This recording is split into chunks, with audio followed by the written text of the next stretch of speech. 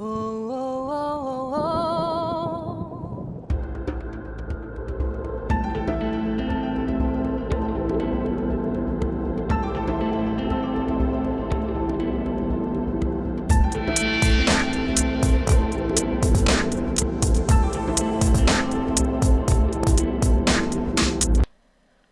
Bonjour à tous, continuons notre étude sur le livre de l'Apocalypse et essayons de donner une chronologie assez simplifiée, vous allez le voir, de ce qui va se passer à la fin des temps.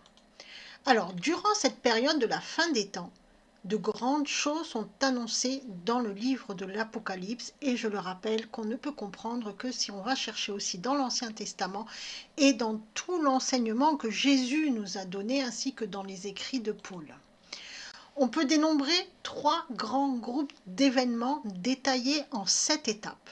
D'abord, nous avons les 7 sceaux, chacun déterminant le début d'une période.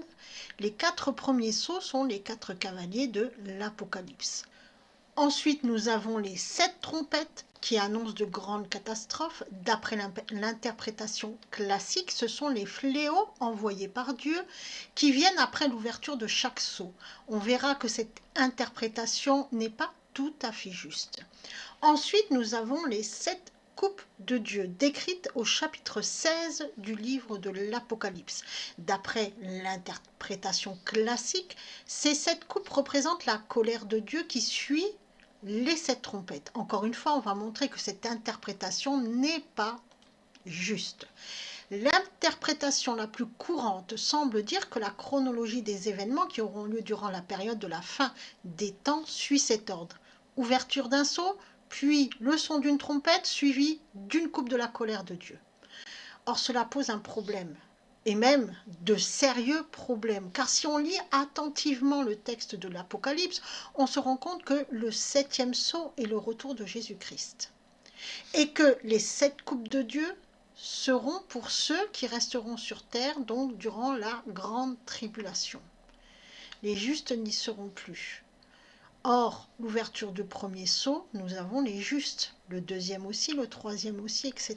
Donc, vous voyez, on ne peut pas en fait interpréter comme ça le livre de l'Apocalypse. L'interprétation la plus courante, celle que l'on entend, celle qui est enseignée la plupart du temps, ça ne tient pas la route. On va essayer de donner une chronologie simplifiée, et je dis bien simplifiée, des événements qui vont se passer durant cette période, parce que c'est une période de la fin des temps, pour essayer d'y voir un peu plus clair. Alors, on trace notre petite ligne du temps, et on va commencer avec la naissance de Jésus-Christ. On peut la dater, puisqu'on a les écrits, puisqu'on a des faits historiques qui nous sont rapportés, notamment par Luc au chapitre 2 de son évangile, et donc on peut dater la naissance de Jésus-Christ. Donc c'est bien, nous avons une date. Ensuite, nous avons la mort et la résurrection de Jésus-Christ. Encore une fois, grâce aux archives romaines, nous pouvons dater cet événement, et cet événement est capital. Et capital puisque c'est à partir de là qu'on rentre dans la grande période de la fin des temps. Donc, ça fait plus de 2000 ans que nous sommes dans cette grande période de la fin des temps. Ensuite, c'est à partir de là que vont se dérouler tous les événements prophétisés autant dans l'Ancien Testament par de nombreux prophètes, autant par ce que Jésus nous dit, et autant par le livre de l'Apocalypse lui-même. Donc maintenant, si on regroupe le tout, on va pouvoir donner une petite chronologie. Ensuite, durant cette période, nous avons la destruction du temple qui est prophétisée dans le livre de Daniel. Donc on peut encore une fois dater cet événement, donc pouvoir se situer sur notre ligne du temps. Il y a d'autres événements qui sont prophétisés, mais celui-ci, on peut vraiment le dater historiquement. On continue, nous avons ensuite l'ouverture du premier sceau. Alors, entre la mort et la résurrection de notre Seigneur Jésus-Christ, la destruction du temple et l'ouverture du premier sceau. Bien sûr, nous avons l'établissement des premières communautés chrétiennes, donc de la première véritable église qui n'était pas encore, qui se formait, on va dire, et qui n'était pas encore tombée dans le premier sceau, c'est-à-dire celui du cavalier blanc, et on verra dans la suite de ces études qui est ce fameux cavalier blanc. Donc nous avons le premier sceau, le cavalier blanc, qui est suivi dans le temps, hein, parce que là, bien sûr, je fais une chronologie, mais elle n'est pas à l'échelle. Donc, qui sera suivi du deuxième sceau? Donc, l'ouverture du deuxième sceau, c'est le cavalier rouge. Le troisième sceau, c'est le cavalier noir. Et enfin, le quatrième sceau, c'est le cavalier vert.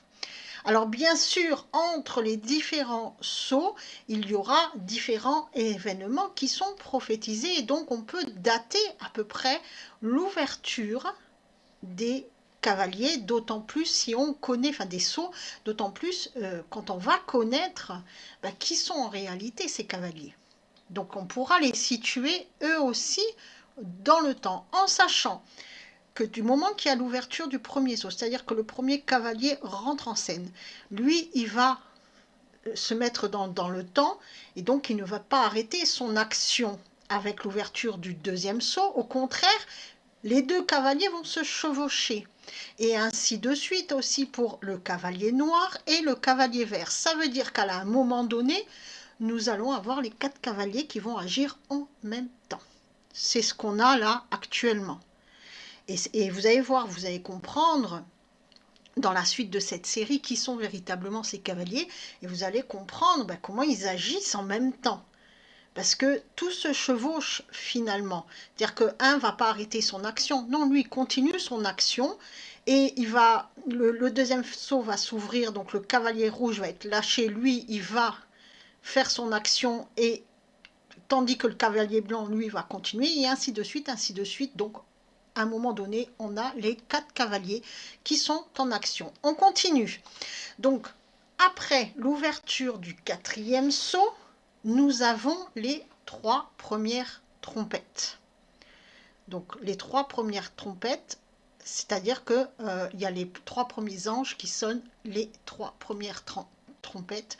Et on va voir finalement que ces 3 premières trompettes définissent des événements très particuliers, hein, on va les étudier, très particuliers de catastrophes qui se sont passées. Donc encore une fois, on peut dater.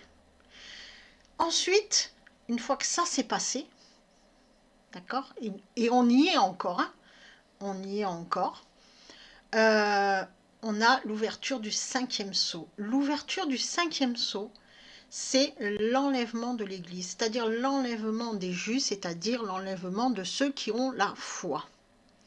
Et donc ceux-là, ils vont participer aux noces de l'agneau. Donc tous les justes seront enlevés de la terre, donc ceux-là, ils ne vont plus participer à ce qui va suivre. Pour eux, c'est terminé en fait. C'est terminé, ça y est, ils sont dans le repos. Ça veut dire que ceux-là, puisque la suite, c'est quelque chose de catastrophique, c'est le 6e sceau, c'est la grande tribulation. Ça veut dire que ceux-là ne vont pas subir la grande tribulation. Eux, ils seront dans la joie, dans la paix, dans l'éternité.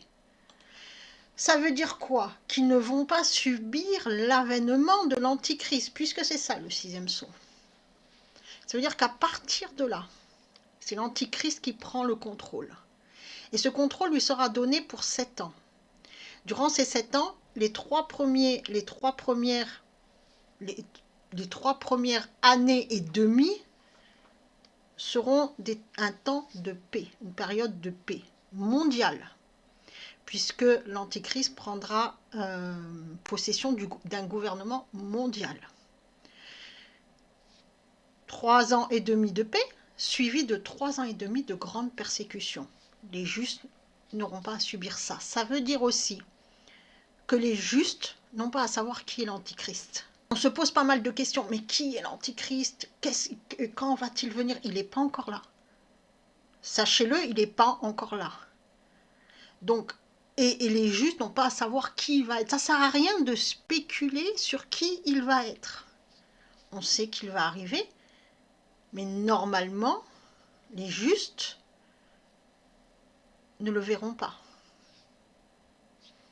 Donc ça ne sert à rien de spéculer parce qu'on ne peut pas. On ne peut rien dire, on ne peut rien spéculer concernant l'Antichrist. Tout ce qu'on peut dire, c'est qu'il aura un gouvernement mondial, qu'il y aura 3 ans et demi de paix, suivi de 3 ans et demi de grandes persécutions qui serviront. Et c'est là, durant ces grandes persécutions, qu'il y aura les 4 dernières trompettes et les 7 coupes de Dieu. Ça servira essentiellement à faire revenir le plus de monde vers Dieu parce que beaucoup vont se convertir. Et c'est là aussi que beaucoup vont se faire apposer le signe de la bête. C'est pas maintenant. C'est en train de se préparer, hein, c'est en train de se mettre en route, tout est en train de se faire pour qu'on y arrive. Mais c'est pas fait. C'est pas fait. Donc pour l'instant, le signe n'est pas encore posé, on va dire ça comme ça. Parce qu'on verra aussi, on va essayer de savoir ce que c'est, mais là, on ne pourra qu'émettre des hypothèses, donc c'est un peu compliqué. Donc, le signe de la bête sera vraiment apposé à tous ceux qui refusent, malgré tout ce qui va se passer, de se convertir à Jésus-Christ, d'admettre que Jésus est le Sauveur, le Roi, et qui continueront à adorer la bête. Donc l'Antichrist qui lui viendra aussi avec son prophète, donc il y aura aussi une religion mondiale, etc., etc. Il y a plein de choses ici qui se passent, mais que finalement, lorsqu'on a la foi, ça nous intéresse très peu. Mais on en parlera pour définir les choses, mais ça reste flou. Ça reste flou parce que Jésus veut qu'on se convertisse. Il ne veut pas qu'on se convertisse par la peur, donc il ne veut pas nous faire peur. Il veut qu'on se convertisse par la foi. C'est pour ça qu'il nous montre des choses, il se passe des choses, mais qu'on reste toujours à l'abri. Et tant qu'il n'y a pas eu encore cet enlèvement de l'Église, tout reste sous le contrôle de Dieu, puisqu'après Dieu, pendant 7 ans, il laisse le contrôle à l'Antichrist. Et c'est là qu'arrive tout. Mais il garde quand même un regard dessus. Hein. Ensuite, on a le 7e sceau, c'est le retour de Jésus-Christ sur terre, avec bien sûr toute la suite, donc l'Armageddon, le Millénium, Gog et Magog, donc des choses qui vont arriver alors que Jésus reprend sa souveraineté. Enfin, reprendre, c'est pas le bon mot parce qu'il n'a jamais perdu sa souveraineté, mais la bête sera emprisonnée pendant 1000 ans, Satan sera emprisonné pendant 1000 ans, et là, ça sera le règne de Jésus-Christ sur terre, et puis après, il y aura Gog et Magog, et ensuite, tout le reste, on le verra par la suite. Voilà, j'ai essayé vraiment de vous donner une chronologie la plus simplifiée possible pour être la plus claire possible. Dans la suite de cette série, nous allons voir les cavaliers, nous allons discuter aussi des trompettes, notamment les 3 premières trompettes, celles qui nous intéressent le plus, pour savoir où est-ce qu'on en est d'un point de vue chronologique, en sachant qu'on ne peut... C'est quand même assez compliqué, personne ne sait quand sera enlevée l'Église, seul le Père le sait. Donc dire ça sera dans 10 ans, ça sera dans 5 ans, c'est pas possible. On peut dater des choses qui sont passées, se dire ça s'est passé, donc on s'approche, forcément on s'approche, forcément. Mais est-ce qu'on le vivra? Ça, nul ne peut le dire. Est-ce qu'on vivra, nous, alors qu'on est sur terre, l'enlèvement de l'Église? Est-ce qu'on sera enlevé aussi avec l'Église? Est-ce qu'on est assez fort dans la foi pour être enlevé et faire partie des noces de l'agneau? Ça, nul ne peut le dire, seul le Père. Voilà, donc je vous dis à la prochaine vidéo. Soyez bénis.